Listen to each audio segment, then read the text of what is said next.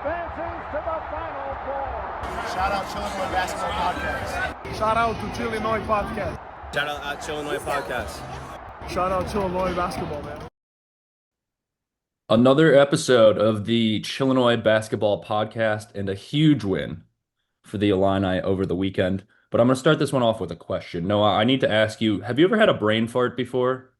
Yes, many, many times. Yeah, like a moment where maybe you're reading something on a computer and trying to talk at the same time, or you're trying to think of something and you just can't grasp what you're looking for. Anyways, it came to my attention that in our last podcast episode, while we were previewing the Purdue game and going over the game before where the Illini had beaten Maryland, and I was trying to do some simple subtraction, and I failed to subtract 40 from 16 or something like that, or 16 from 40. I'm not sure exactly what math I was going for there. I was trying to make the point that the Illini were close at the beginning of the half and finished the half strong, and we're up by a substantial amount in that Maryland game. Nonetheless, I was rudely called out on Reddit by a Purdue fan who watched our preview for that I posted on the Purdue Reddit, just to be like, hey guys, if you'd like an Illini opinion of this game, feel free to watch our podcast episode. So original bug 6337. If you're watching this podcast, this recap of your team's loss, I'd like to earn your trust back because you doubted my credibility after I was unable to do some simple subtraction. So I'm going to do some math live on screen for you here. Firstly, 33 and 19. If you take 33 and you subtract 19, that's 14. Right, Noah? Dude, you're the math guy. Well, that's 14. That's how many more rebounds the Illini had against Purdue in Mackey Arena. Now, if you look at some other stats for this game, let's see here. 18 minus 7, that's 11. Correct me if I'm wrong. That one sounds good to me. Okay, well, the Illini made 18 three-point shots and Purdue made 7. Ultimately, the most important stat, 88 minus 82. That's a 6-point victory for the Illini. Original bug 6337. Can you check my math on that one? Have I gained some trust? Do you trust my credibility now? Hey, original bug. Screw you, pal. Screw you. Big win for the Illini, 88 to 82. They go into Mackey Arena. Also, let's do some math on Keaton Wagler here. 46 points. That's all the math I'm going to do. That's the most points an Illini freshman has ever scored. That's the most points an opponent has ever scored in Mackey Arena. That's the most points an opponent has ever scored on the road against a top 10 ranked team ever in college basketball history. As a freshman, he was ranked 260th in the class. Can you name 259 better players than Keaton Wagler? Dude, I can't even name 4 better players than Keaton Wagler. He's the GOAT. It's getting ridiculous at this point. It's honestly just crazy to me that the big takeaway from this entire game is, oh, this is Keaton's coming out game. Now the whole nation knows about Keaton. The whole nation should have known about him before. And if you heard in the middle of the game, I'm not sure who the announcers were for this one on Fox, but they said something like, oh, he didn't even play that well last game. It's crazy that he did so well this game. Keaton had 14, 8, and 7 last game. You're telling me that's not that great? He flirted with a triple-double against Maryland. This kid is unstoppable right now. He kind of looks like Steph Curry. I made that meme about where Steph Curry hit like 6 consecutive three-pointers in the gold medal game against France in Paris. And the announcer, Ian Eagle, was just going crazy. And then he hit him with the night-night. He kind of looked like Steph Curry yesterday.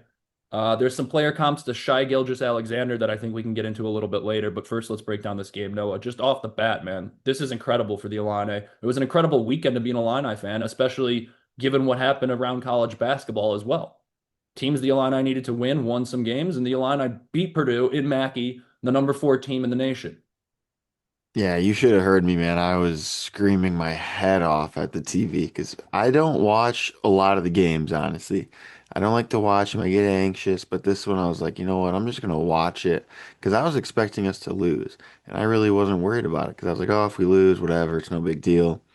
And the first half, and I'm going to be honest, I was like, there is no way we're going to win this game. I mean, Purdue was just looking absolutely killer, and they weren't missing shots. Like every shot they were making, they were taking, they were making. And I was like, oh my God. And Keaton, I mean, that first half, Keaton was the whole team. I mean, obviously in the second half, the rest of the players started to catch up a little bit, but that first half, man, there was nobody else doing anything. So I was watching it.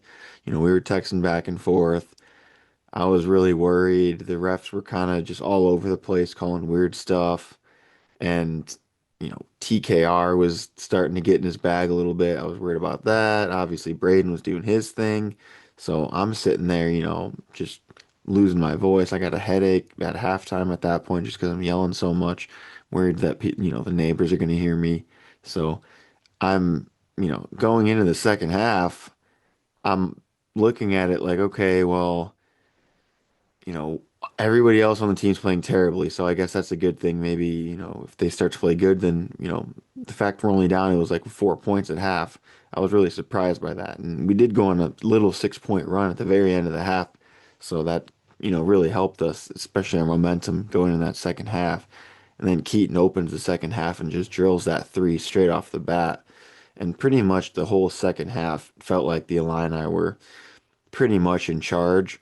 It was going back and forth, lead changes a lot, but for the most part, really felt like Illinois just couldn't miss a shot. And, I get Keaton Wagler had a lot of points, but that second half, man, it really did feel like Illinois couldn't miss in the offensive rebounding. And I mean, it really, especially when you start to look at the turnover numbers, and Purdue really didn't turn it over.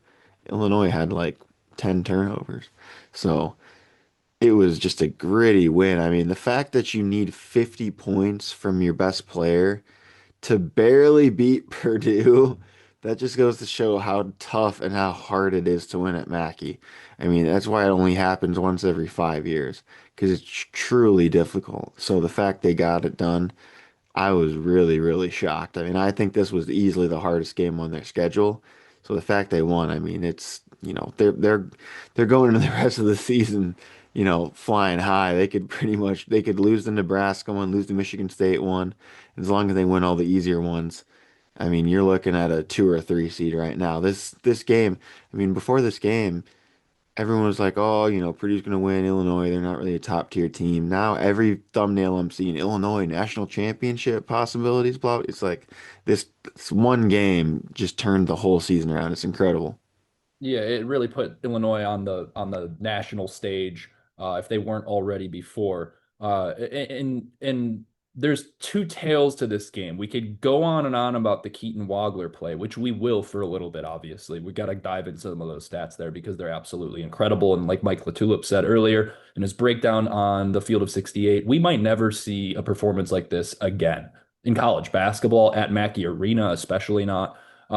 Just incredible to watch. But I really liked the point you made about the second half, where the team itself came together. Now, Keaton was the predominant scorer in the second half as well, which he's the best player on the team. Obviously, you're going to flow your offense through him, but it wasn't just Keaton Wagler down the stretch. I think it was Tomislav Ivisic, followed by Jake Davis, followed by David Mirkovic, followed by another Tomislav Ivisic for four straight three-pointers that really iced the game for the Illini in the last 3 minutes.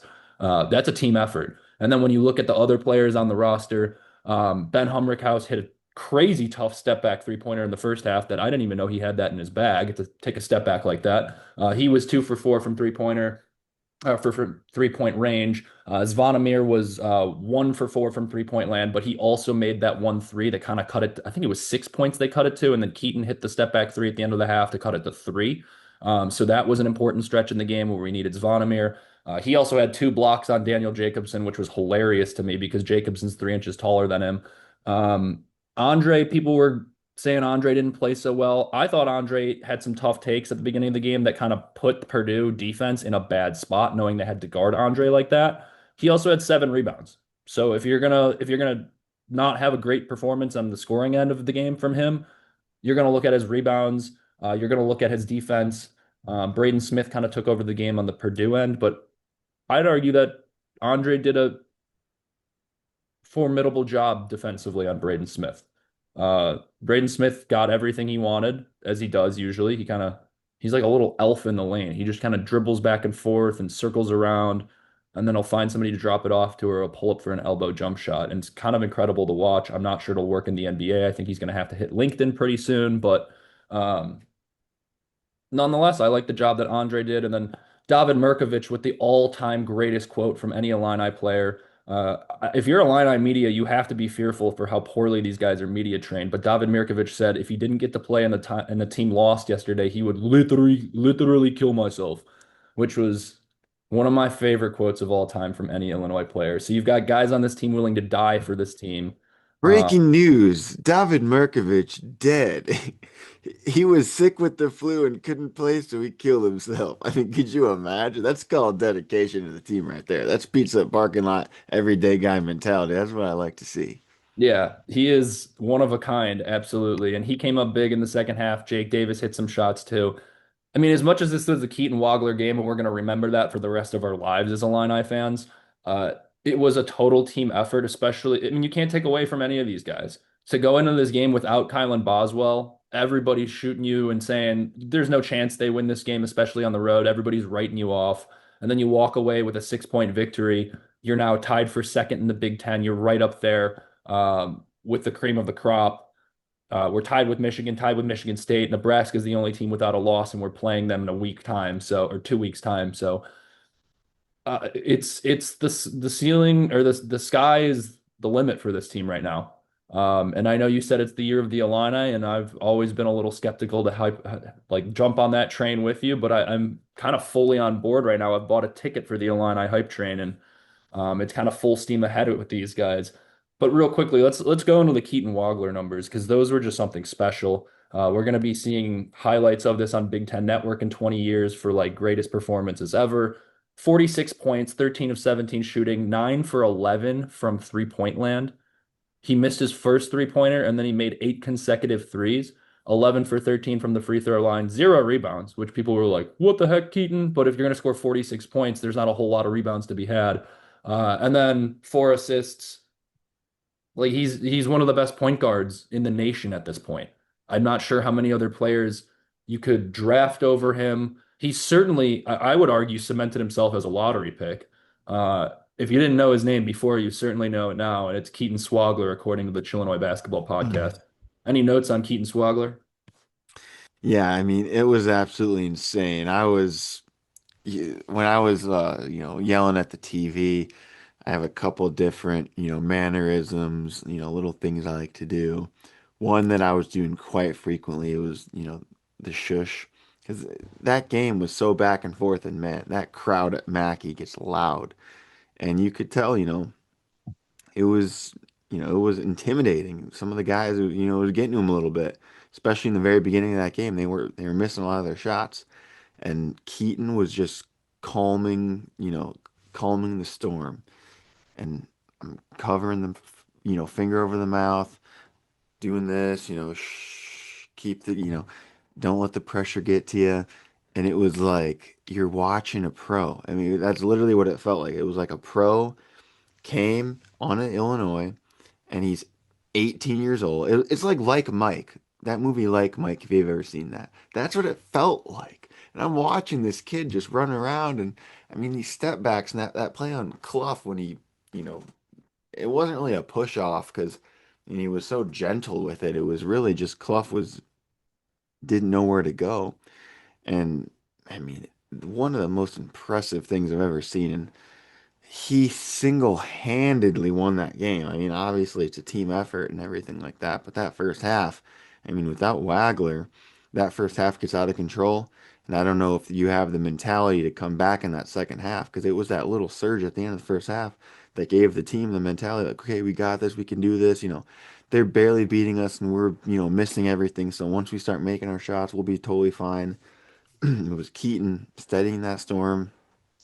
I mean, I could not be more impressed. And, even just a week or two ago, there's people like, oh, come on, Keaton, come back for year two. He's not coming back. He could be a top five pick in the draft. I mean, this kid is next level good.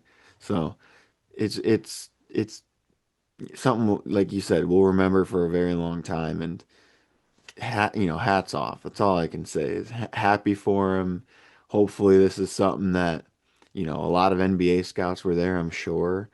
And I mean, I don't know how you can't be an NBA team watching this kid play and absolutely salivate. I mean, he's lights out shooting and he can play make. He's got to work on his defense a little bit, but for the most part, I mean, he's a complete package and totally impressed. Yeah, and so I'm gonna ask you this question now, more specifically towards Purdue, because we could talk about Keaton Wagler all day, and I'm hoping his impressive play continues for the rest of the season, and we're going to get more podcast episodes to do so. But I want to ask you this question about Purdue, not necessarily about the program as a whole, but a program this year. This is two losses in a row now for Purdue. UCLA, which is obviously not a loss you're expecting, but they were on the road, and it's hard to win on the road at the Big Ten. And then you've got a top 15 matchup against Illinois at home, and you lose that game when Illinois supposedly, arguably, doesn't have their best player, or second best player, depending on how you look at that. And now I saw a lot of Purdue fans tweeting like, this is crazy. We let a freshman guard who averages 14 a game score 46 on us. That's just a bad narrative to take and shows that some Purdue fans who didn't know who Keaton Wagler was before this game or is before this game, they just like clearly were pretty uneducated about the rest of the Big Ten in terms of basketball. But now Purdue has two losses in the Big Ten. They're solidly one game behind Illinois, two games behind Nebraska, also one game behind Michigan and Michigan State. This is a Purdue team that at the beginning of the year, they had national championship aspirations, and it wasn't like put in any like those national championship aspirations were certainly backed by good logic, I would argue. They returned Trey Kaufman-Renn. They returned Braden Smith, their All-American point guard. They returned Fletcher Loyer, or is it Foster or Fletcher? If he Fletcher. wants to call me out of my credibility for not knowing which Lawyer brother it is, it's Foster. They're all bums. And I'll tell you Yeah, one thing, that TKR, he really pisses me off. I mean, he was chirping Merck. It's like, first of all, dude, you're 30 years old and Merck's 18. Merck got Second the of better all, end of it too. he got the best by the end of the game. I mean, he got the best of TKR. So I just found that very funny to me that It is TKR odd to was watch a so, he was it's odd to so, watch a 30-year-old in air quotes chirp an 18-year-old. But I mean, I think this speaks volumes to the Purdue program. I know a lot of their fans are kind of like, if this were the Illini program having these two losses, I'm sure we would be up in arms as well. But not that they're calling for Matt Painter's head or anything. It's not gone that far, obviously. But this was a team that, like I said, had national championship aspirations after making the national championship game last year. Um, they always talk about it like national championships are the standard for Purdue, but Purdue's never won a national championship in basketball before, so I'm not really sure where that standard comes from in precedent. But nonetheless, what does this say about this Purdue program? You called it before the game. You said this was going to be the end of Matt Painter's run as a the successful head downfall coach. of his career. The Yeah. downfall is what I predicted. Are you continuing with that narrative? You think it's the downfall of his career, or No, I think it's the downfall of Braden Smith's career, if anything. I think Matt Painter will be able to survive this and he'll have a good team.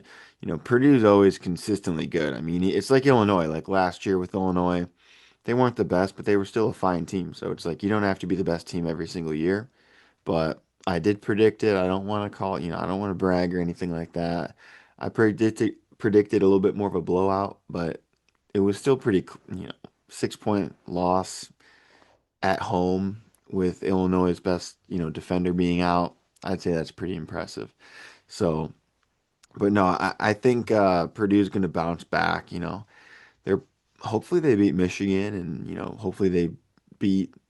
I don't know if I want them to beat Nebraska necessarily. I mean, the best we can hope for is Purdue starts winning games now because it evens out the rest of the Big Ten now that they have two losses.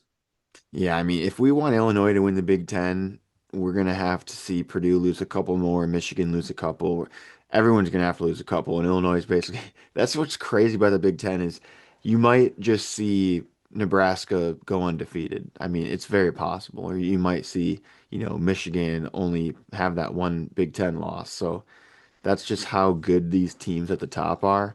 And it would not surprise me if there's more than one Big Ten team in the Elite Eight. That's how good the Big Ten team is this year, at least top heavy wise.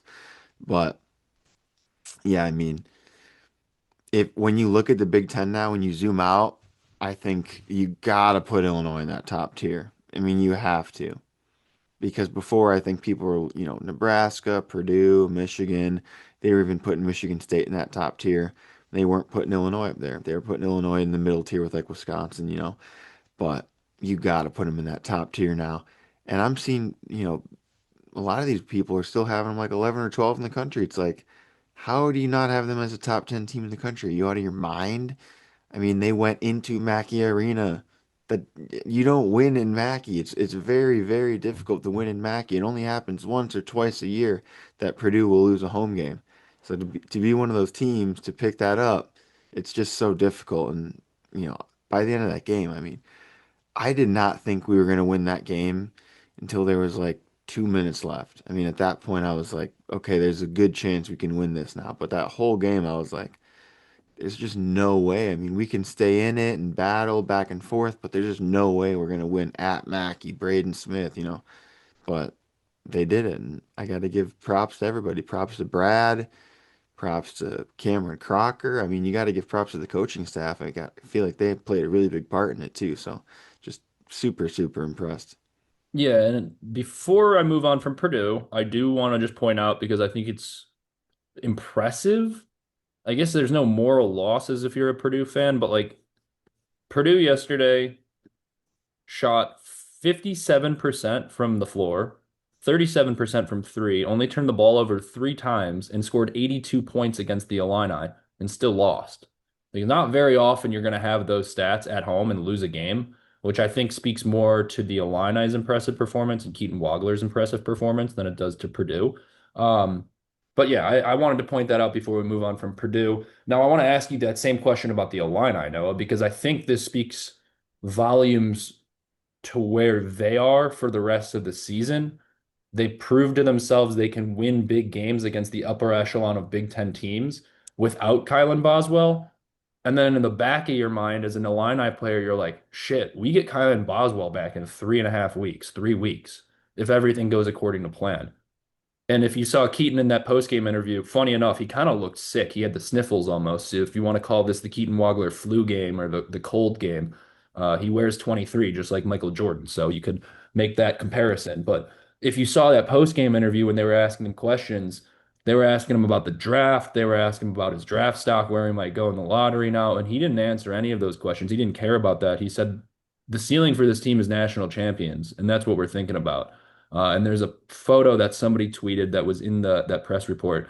Um, and it's like the camera, and it's got Keaton Wagler on the center of it. And the quote is just like national championships. That's the ceiling. And it's like, whoa, if it happens this year, man, that will be one of the greatest photos that was ever taken in Illini history. Um, but yeah, what does this mean for this program? Because I think it elevates our expectations as fans, and I think it certainly elevates just like analytically, everybody's going to be talking about this team now. They're going to have a target on their back. Is this Illini team capable of handling that? Yeah, well, and it's really interesting too because, pre-game, I was watching the Matt Painter press conference and they were asking him about Illinois and, Kylan Boswell being out. And he was, mentioning a lot about Boswell, and he brought up Ty Rogers a lot, which I thought was interesting. Giving Ty Rogers a lot of credit and, saying like, oh man, once they get Ty back, they're going to be really, really good, which I mean, I love Ty, but it's like, dude, you just got beat by, a team without Kylan or Ty. So maybe give us a little bit of credit. And then in the post game, the first question, of course, the reporter's like, what did you think of Keaton, his performance? And he's like, who?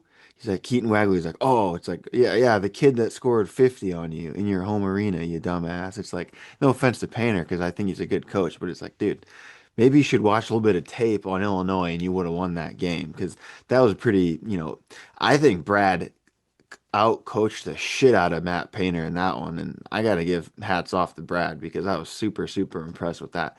I mean, how do you not, switch over to and double team Keaton or something like figure it out. I mean, they did at the very, very end. And then that's when Illinois flipped the switch and started, hitting all their shots. I mean, that was the difference maker. If Illinois hits their shots the whole game, it's possible we score 110 points this game. I mean, we got enough threes up, and that's Purdue's whole strategy is like, oh, let him take the threes, let him shoot the threes. Brad Underwood's the opposite. Don't let him shoot any threes, make him shoot the two. And Purdue's strategy is, oh, we'll shoot the two. Well, what strategy won out? Well, Illinois, because they shot 43s and made half of them. So it was just an interesting approach by Purdue. And if they want to end up, winning a national championship, they're going to have to, work on that a little bit more. Maybe, watch some film, study up a little bit. But I mean, in terms of Illinois and where they can go by the end of the season, they can win it all. I mean, I've had that feeling the whole year. But obviously, as Illinois fans, a lot of us feel that way. It's the outside media that are usually like, oh, I don't know, can Brad do it? Can he get over the hump? Probably not. But now when you get this young stud freshman and you're talking about Kylan coming back in February or, whatever, late February, whatever it is, I mean, I don't see why they couldn't at least make an Elite Eight again. And they have the depth at least to make it further than Elite Eight because it's all about matchups. I mean, it's all about luck and who you get paired up with in the elite or in the tournament. And I'd rather have a tougher start to the tournament and then have the easier Elite Eight Final Four team. I mean, you look at the Terrence Shannon year, we had that easy round of 64 and round of 32 game, and then you got to play, UConn. It's like, oh, great. I'd rather have a tough, but that's the thing. If you're a two seed, you're gonna breeze by those first few games. So it's all about, who can they get paired up with. And luckily with this team and with this coaching staff, I'm confident Brad can adjust and plan for whatever type of offensive strategy, defensive strategy that he needs to plan for. I mean, you talk about UConn's the one, like that's literally the only team that I don't want to see again in the tournament because every time we play them, we lose. I mean, unfortunately, they just have our number. I don't want to play Duke either. Those two teams, if we can make it to the Final Four without having to play either of those two teams, consider that a win. So I do like this team's chance though in March. I really do. And the other part about that is if they get that one seed, which is really optimistic right now, but if they get that one seed or they get that two seed, there is a path where the Illini would be playing in the regional, or I'm sorry, it would be like the round of 64 and 32. They could potentially play in St. Louis, or yeah, St. Louis, and then they would play their regional matchups in Chicago, and then the Final Four is in Indy this year. So there's a potential, depending on how the rest of the season goes, if it plays out positively for the Illini, that they get very closely oriented games to home for the NCAA tournament.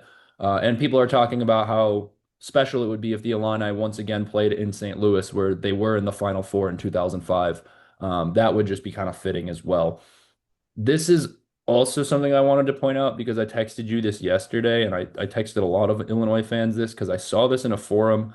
I don't know exactly who put the note out, and so I can't give credit. It was some random Illinois fan that was posting in the Illinois loyalty forum, but they did post that after this game, the Illini and KenPom offensive efficiency, they were number one before this game.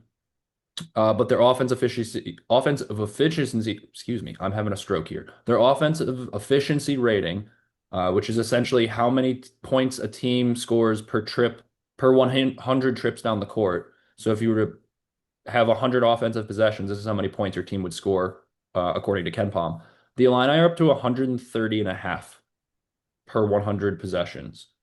That number is only significant because it's the highest ever in KenPom since he started it in 1997, I think it was.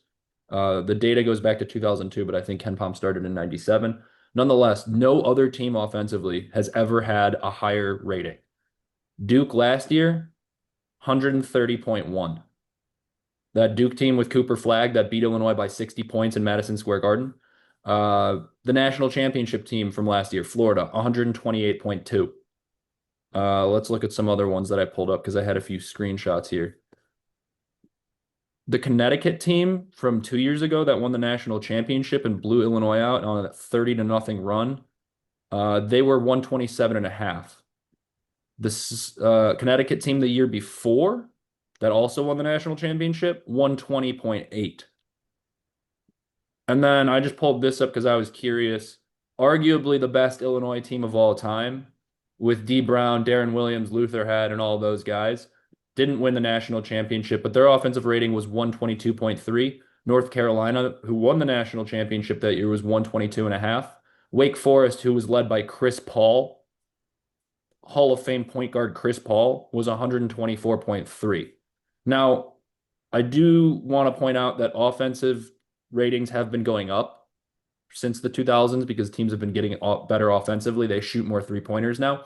So offensive teams are more efficient than they were in the past. But that's still crazy to think about. That at this current moment, this Illini offense is the best that's ever touched a college basketball court. Like, does that stat not just kind of blow you away? Like, when I read that, I was like, there's no way. It But doesn't surprise me when you got a man named Big Daddy Murk on your team. I mean, let's be honest. When you got Murky, when you got Big Daddy Z, Big Daddy T, it doesn't surprise me. Tony Billich? I mean, you come got on. Jake Davis, man. They don't have, none of these guys have Tony Billich on their team. And you expect them to be as good as Illinois? I mean, let's face it. I mean, we have the Balkan squad. People, oh my, that's what's so great about it. Is preseason, everybody was hating on it. Brad, it's not going to work. It's not going They to work. talked about it like it was going to be a joke, dude. And it's literally they're like the best team in the country right now. So suck on that. The best offensive team ever in college. I Yeah. mean, there's going to be, I'm sure they're going to have hiccups the rest of the season. We'll see where they finish, but at this current moment in time, they are the best college basketball offense that's ever been in college basketball, and it's incredible to watch.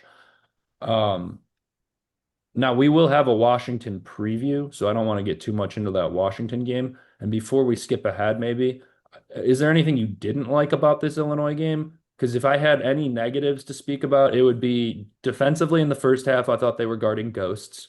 I'm not really sure what we were trying to do offensively in the first half, but I think Braden Smith had a lot to do with that.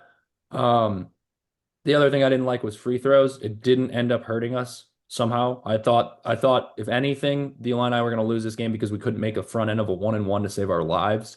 Uh, or not a 1-and-1. We couldn't make the front end of a double bonus to save our lives. The amount of times that Purdue fans nearly got free chicken nuggets was absurd. Um, Also, does every team give out free chicken? I mean, what the hell's going on now? I thought that was Illinois' thing. Every team gives out free chicken if the I opponent think misses it the free depends throw. on like the restaurant it is. I know Illinois gives out McNuggets, so that's why they chant nuggets. I think Purdue is giving out like Chick-fil-A, But but like, what? Like, who started it? Because that's what I want to know is who started it and who's the copycat. we'll have the answer for you on the next podcast. But right now we can safely assume that the Illini started that trend, obviously. But free throw shooting I thought was a negative. It didn't hurt us somehow because that's what I was really worried about when they started missing a bunch of free throws. Um, Defensively, like I said, first half wasn't great, but they somehow turned it around in the second half and started stringing together stops. What I didn't like, and this wasn't because of the Illini, but I'd add this into the negative category. Purdue seemingly got every single roll when it comes to shots that hit the rim and then somehow went in versus the Illini who couldn't get a roll to save their lives. So friendly Purdue rims absolutely at Mackey. And then arguably you could say the refs weren't great, but I don't think they were great on either end. Seeing Purdue tweets about how Jeffrey Heinz Anderson was in an orange and blue striped uniform, you'll never see that again. Jeffrey Anderson is totally not for the Illini. Never in college basketball history has anybody ever said Heinz ref was an Illini fan. So it was funny to see Purdue fans complain about that. But I thought it was pretty bad on both ends. Either way, do you have any negatives that you like? Was there anything that you took away from this game? Like, we got to clean this up before Washington because Hans Steinbeck is kind of a load. Well, I will say I just chat GPT'd it, and it says the first widely recognized college basketball team to run a promotion giving away free chicken when an opposing player missed two consecutive free throws appears to be the University of Kentucky through a Chick-fil-A promotion that dates back to at least the mid 2010s. That actually surprises me because Louisville plays in the KFC Yum Center. So I thought it would have been like Louisville or something. Well, and it says that, and it mentions other teams. It says Purdue that has a promotion, blah, blah, blah. James Madison. It does not mention Illinois. I mean, I can't remember how long Illinois has been doing it. I know they've been doing it for a while, obviously, It's only but been like 4 or 5 years, but I mean, it gets as loud in the State so Farm it's Center as is it that does. through McDonald's? Yeah, it's McNuggets. My So who's father and I cashed them in last year when we went to so the does Michigan the State school game. pay for it, or how does that work? Couldn't tell you how that promotion works. All I know is it's like the surrounding locations at McDonald's, and you show your game ticket and you get 4 McNuggets. Wow, I wonder if they have some kind of deal with the school. Either way, it's not that important. But anything negative about the game? I wouldn't say anything negative. I mean, I did not. Well, I mean, I mean, Brad is in the locker room on practices saying, "All right, we got to look at." I'm sure everybody's going to want to watch Keaton's 46-point it's performance. probably the fact that you have 10 turnovers to produce three. I think number one, that's, not good. I did not like the refs, and they missed a lot of travels against Purdue, and I just thought that, people like to complain, oh, Purdue didn't shoot as many free throws. Well, that's because Illinois just simply tries not to foul. I mean, really, the only guy that fouls is like Merck, and he also kind of flops a little bit too, which I don't have a problem with, but I could see why if you're an opposing fan that would be annoying. But I don't think, that first half there were some negatives for sure. I mean, they started out really slow. It's not a good thing to have Keaton be the only person scoring your shots for the first, 10 minutes of the game. That's not a good thing. Thank God he was making them, because if he doesn't make them, we definitely lose that game. I mean, no questions asked. But you just got to hope that other guys can. I will say a negative is the inability rather to score in the paint. They got to figure out how to drive to the basket and score in the paint, whether it's Ben Humrickhouse booty ball, whether it's Stojakovic bobbing and weaving in the lane, Keaton Wagler, whatever it is, they got to figure it out, because you can't rely on making 18 threes every night, because it's not going to happen every night. So I'll say that, you got to work on that 2-point shot. Yeah, I mean, there's certainly things I mean, Brad is never satisfied. He's in a way kind of like Kurt Signetti sometimes, where you don't really often see him smile unless they win in like an Elite Eight game. Or sorry, if they win a Sweet 16 game to get to the Elite Eight, then I'll take his shirt off and squirt water guns around the Yeah, locker Kurt room. Signetti would never take his shirt off and squirt water. Are you kidding me, dude? He wouldn't be caught dead taking his shirt off. Maybe if they win like 3 national championships in a row, they'll get him to do that. But in the broad scheme of things, it was a pretty positive day for the Illini all around as well. Some other teams that they needed to win knocked off good teams. Tennessee beat Alabama, which was hilarious because Alabama had recently brought in, what is it, Charles Bediako, that that Which G that League. one's interesting because Alabama beats Illinois, so it's like if Alabama wins, that looks good for Illinois. But if Illinois beat Tennessee, so either way, it was kind of a win-win for Illinois. Yeah, I guess it kind of crosses itself It out, but was funny that they brought in that NBA kid. yeah, he played 25 minutes too. What's even Right. more hilarious is he's still up for voting in the NBA G League All-Star game. So people are taking to Twitter and like, we should vote him into the NBA G League All-Star game and see if he actually goes back for it. I don't think he would, but that's pretty hysterical to think about. Also, in terms of college basketball landscape, uh, Texas Tech beat Houston, which was huge for the Illini. But what I don't like is if you've seen some most recent like Field of 68 top 25s. I don't think Sleepers has put theirs out yet, but there were some top 25s that I saw, which will come out tomorrow. The AP one will tomorrow at least. And the Illini were still at 11, which made no sense to me. I saw one that had Purdue at 12, so at least we jumped Purdue. But I saw one with Texas Tech at like 9 or 8, which is ridiculous. Gonzaga won by 2 points at home to San Francisco. We need to talk about that. Like, Illinois is better than Gonzaga. Illinois is better than Texas Tech. Illinois is easily a top 10, if not a top 7 team right now. So I agree. It's embarrassing. But on the flip side of that, when the Illini in the past have been ranked so highly, they have tended to let some games slip away from them. I wouldn't mind if the Illini continued to hang on to that like 11 and 10 line, just because like then you still got Michigan State ahead of them. You still got Michigan ahead of them. I mean, hell, Purdue was ahead of them before. They won't be anymore, but like Nebraska is going to be ahead of them. And then you Michigan look at State's that. still ahead of them too, which is interesting. I Yeah. mean, But they're a that's what I'm good saying. team. Like that puts less of a target on the Illini's back. Do you prefer that, or do you want the Illini to be up there in the national recognition? Because I I don't kind think of this prefer. team I don't think this team feels the pressure of having that high ranking and they want that high ranking. I think they deserve it too. I mean, I think the problem is they lost a few games, early in the season in that non-conference and that Nebraska loss really hurts them, but then now you look at that Nebraska team and it's like that loss doesn't look so bad. So, it's Illinois is always going to be underrated. I mean, it's just how it is every single year. But Hell, it took it's them 30 minutes to put an ESPN update on Keaton Wagler after they beat. I mean, like you said, nobody wins in Mackey. And then they had AJ DeBonce's 42-point game on the ESPN like top stories. Oh, And they they couldn't stop had talking about Kingston that, and they're trying to Fleming hype this scored. up like BYU Utah rivalry. It's like, dude, Illinois Purdue is way, better of a rivalry because it's actually competitive. It's like BYU smashes Utah. Great. Wow. Who does Utah have? Have they ever, been ranked top 10 in the last 20 years?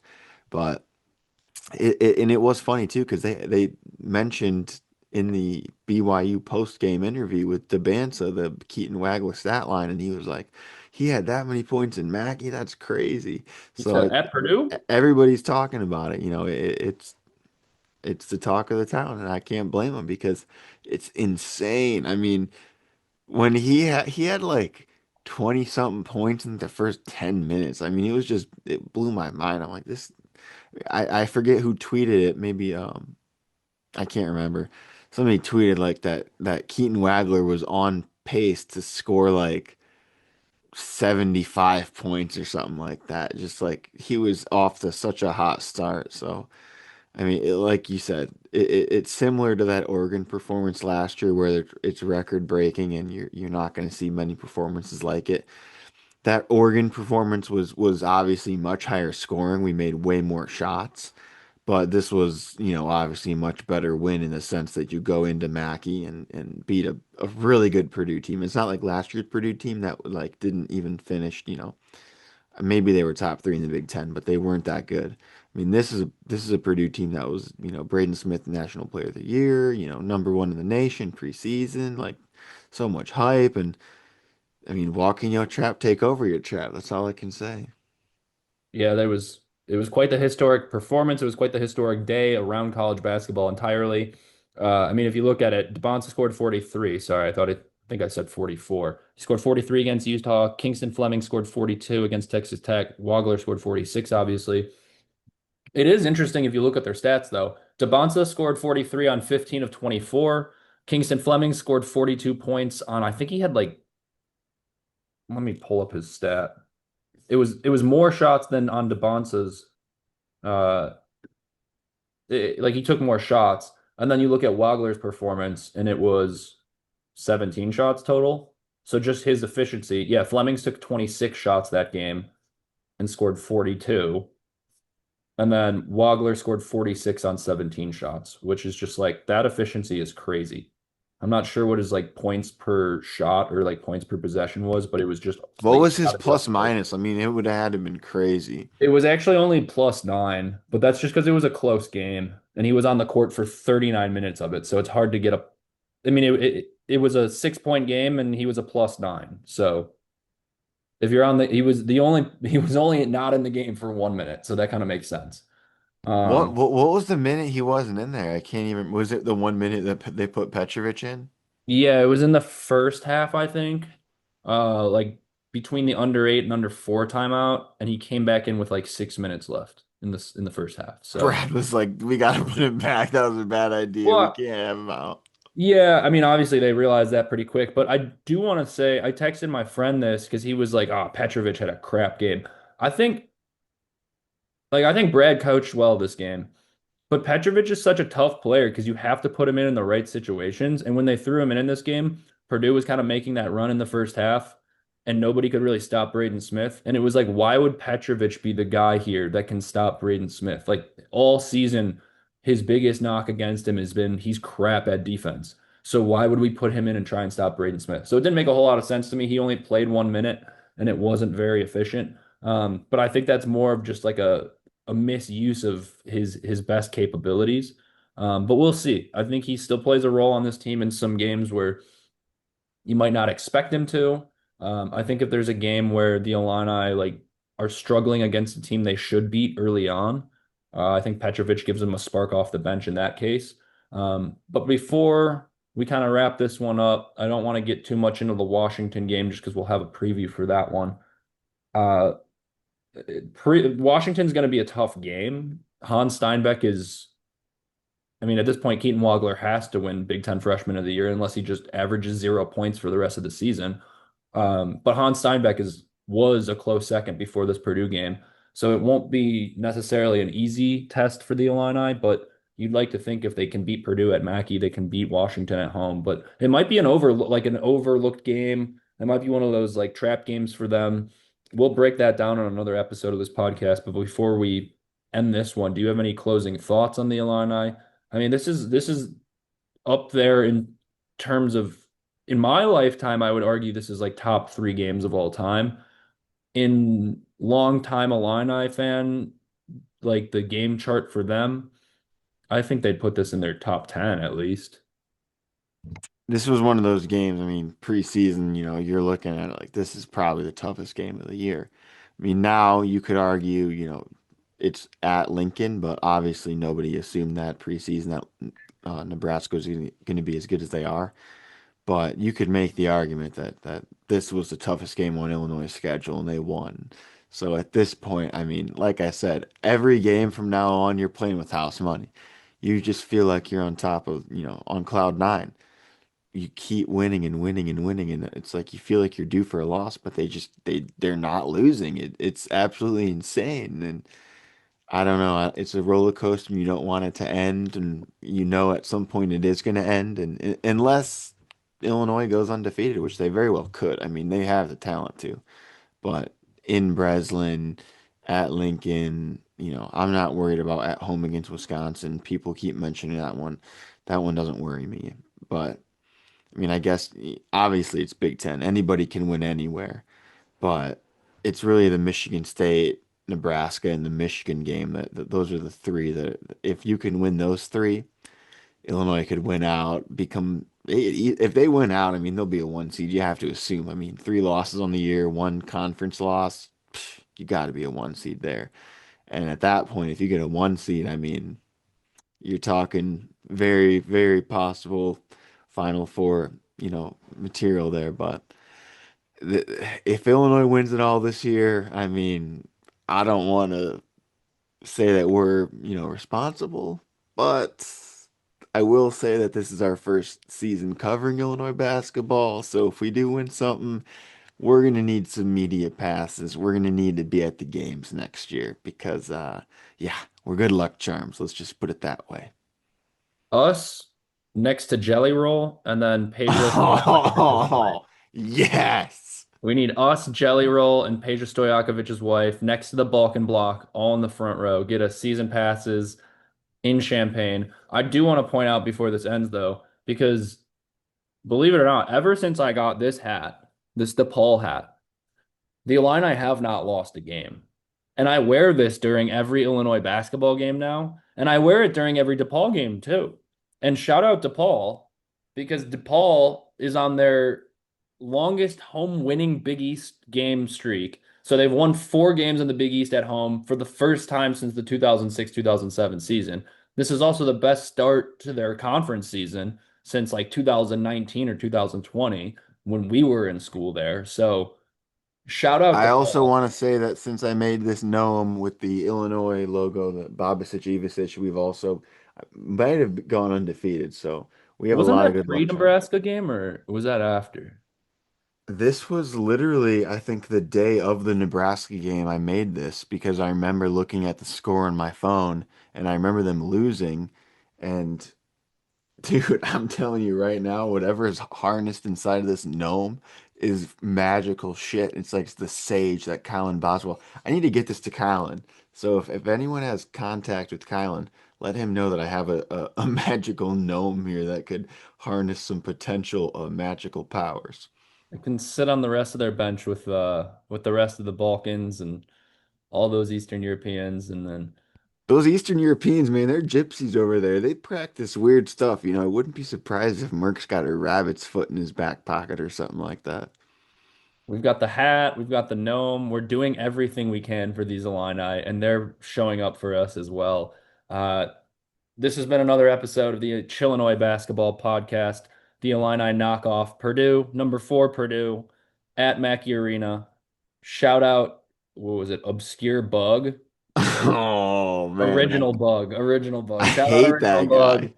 for your hate of the Chillinois basketball podcast and calling out our credibility. I hope this reinstilled the fact that maybe we are credible and know what we're talking about. If you still think we don't, that's fine. You don't have to watch Listen, but it. this is the thing. We're not a mathematics podcast. We don't need to be good at math. We're just fans of college basketball. That's all we need to know about. That And and I we get guarantee listen. you we watch Illinois more than Original Bug does. He was a Purdue fan, so. Yeah, And and all that guess what? matters, all that matters is we both predicted an Illinois win over Purdue, and that's what happened. So I think our credibility is like, And I'll say this, Original Bug, if you want to get on the podcast, we can do a mathematics like debate or something. I'll pull out a whiteboard and I'll start doing equations. I don't care. We'll settle this on the streets. I just like the fact that he took the time to like actually calculate. It took me 16 seconds to subtract 27 from 40. So he sat there like probably counting on his fingers. Like he had too much time on his hands if he was doing that. Purdue fans, they got nothing to do, man. They're just sitting at home. They're just collecting government checks, just watching basketball. That's all they're doing. They're bums. I said on the last episode, I hate Purdue, and I'll stand on that. That's why I was so happy when we won this game, dude. It was so sweet because we never win these games. We never beat Purdue, but we did this time. Oh my, I'm still floating. It was a great weekend for Illinois fans. Hopefully they can keep it going. They will play next Thursday at 8 p.m. on Fox Sports 1. I don't know if I like that. Fox Sports 1 doesn't treat us so well usually. But 8 p.m. at home on Fox Sports 1 against Washington, who does have a pretty tough team this year. Hans Steinbeck is kind of a load, but we'll preview that one in a few days. Let you know what our thoughts on that are. Off the bat, I think the Illinois front court can handle him, but we will talk We need about to that. get back on Peacock because Peacock, they're connected with Jelly Roll, and we need to get Jelly Roll back on the show. Yeah, we need to somehow reach out to Jelly Roll, but nonetheless, Listen, there's a good chance Jelly Roll would come on the podcast. He does whatever. We could pay him $50 to be like, hell yeah, I'll come on the show, man. We'll talk about whatever you want. I do have a friend who works for Live Nation who I think might have some connects with Jelly Roll. So Oh, we'll come see if we on, can pull man. any strings with that one. Don't get my hopes up, man. Come on. I'm getting everybody's hopes up now. So we will see you guys on the next episode of the Chillinois Basketball Podcast. Thank you for listening. Hope you guys enjoyed that Illini win over the weekend, and ILL as always. I and I.